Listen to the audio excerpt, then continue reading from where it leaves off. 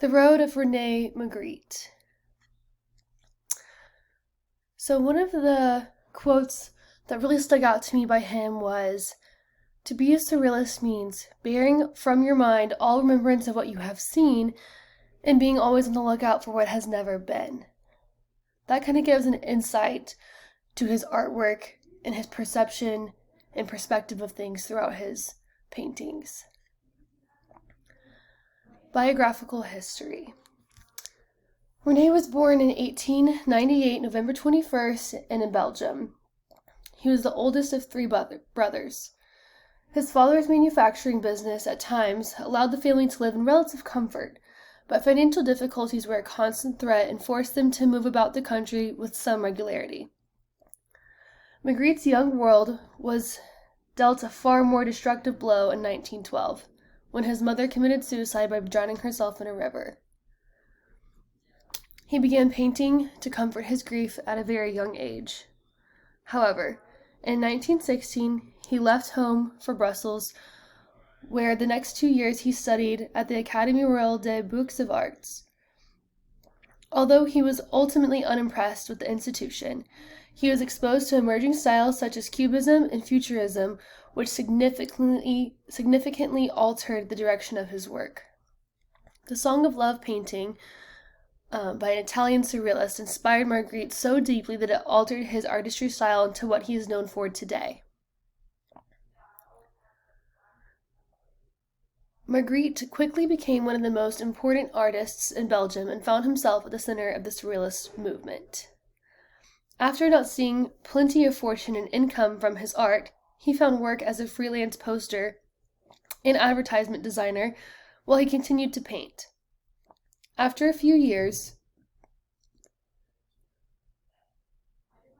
of putting his art to the side, the public drew closer and more connected to his artwork, which led him to want to pursue art full-time. In 1926, Magritte signed a contract with the Brussels Art Gallery, which allowed him to become a full-time painter. As he decided to stay in Belgium, during the Nazi occupation, it led him into a very dark and chaotic side of surrealism. You can definitely see this through his work. Here's one of his very well-known paintings called The Lovers, Part 1, painted in 1928. As I mentioned in the previous slide, when Magritte was 13, his mother, Regina, committed suicide by drowning herself in the Sambre River. When she was found, her nightgown was said to have been wrapped around her head, a fact often used to explain the cloth-covering visages abound in Magritte's paintings. This image becomes chillingly real in the mind's eye. The more you look at it, you can see the depth within those wraps over their heads and the valleys from behind. It gives depth to the picture. Coloring also plays a very important role in his paintings.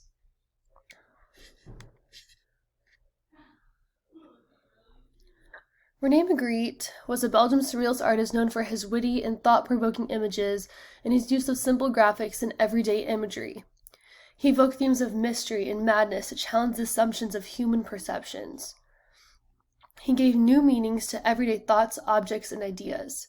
He experimented with numerous styles and forms during his life and was a primary influence on the pop art movement later to come.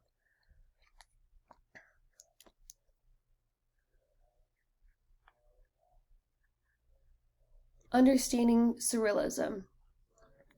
Surrealism grew principally out of the Dada movement and originated in the late 1910s and early 20s.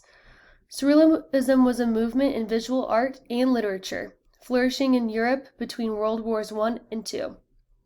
Surrealism was a means of reuniting conscious and unconscious realms of experience so completely that the world of dream and fantasy would be joined with everyday rational world in an absolute reality, a surreality. It defies logic and reality. The practice of the surrealist art strongly emphasized methodological research and experimentation, stressing the work of art as a means of prompting personal psychic investigation and revelation. Magritte painted erotically explicit objects juxtaposed in a dreamlike surroundings, as you can see in some of these paintings. He invited the viewer to enter into a brilliant theater of the bizarre, a previously undiscovered reality which many artists did not touch on before. Throughout his career, Magritte accumulated a personal inventory of everyday objects and motifs that he developed in a variety of combinations or arrangements. In many of Magritte's compositions, objects are undergoing some sort of transformation, it seems, depicted as they change from one state or identity to another. As you can see in some of these paintings, we have the melted clocks coming down. And we have the one with the hot air balloon as an eye and a face in the sky. And on this one over here, it seems like there is almost men falling from the sky onto these buildings in this, but they're stuck in like a stimulation. They're stuck still. They're not moving. That's one thing that I found really interesting about his paintings, is that nothing really makes sense when you first look at it, because he wants you to genuinely tap in to that cognitive side of your brain and think, what could this be? He wants you to dig deeper through the colors, through what certain objects may mean, through certain symbols, through cutting things in half or pulling them apart and putting them back together.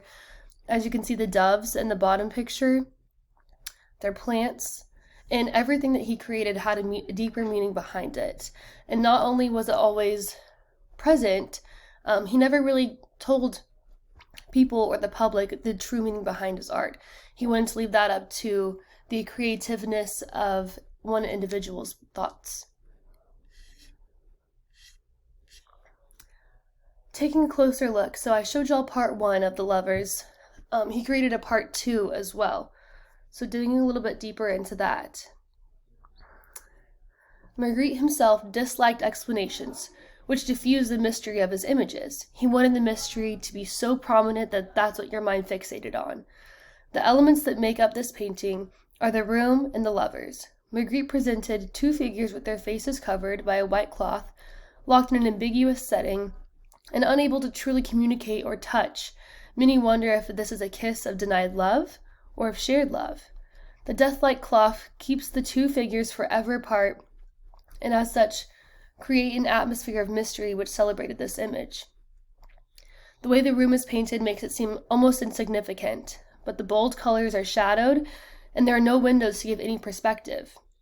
However, it is unusual to see a room with a variety of such colored walls. The lovers are the primary object, and the one that adds the most mystery and intrigue. The psychological impact, however, is far greater than all of these elements than you can see to the naked eye. The color blue is associated with calm or water, which is associated with life. Keep in mind his mom and the river. The color red is associated with anger, lust, and love, while white is associated with purity, which also happens to be the least shown. Black is commonly associated with death, which the man may be representative of. The woman is dressed in red, which may mean love or passion. The veils are of a whitish or grayish color, and depending upon how you see it personally, it could mean either purity, or it could mean that purity is fading or tainted. Trying to put all of these elements together to form a single meaning is rather difficult, and that's the purpose of all of his artwork. There is no specific meaning to each piece, but rather, what does your brain see and feel when seeing these paintings? It is the accumulation of elements that are supposed to impact the viewer.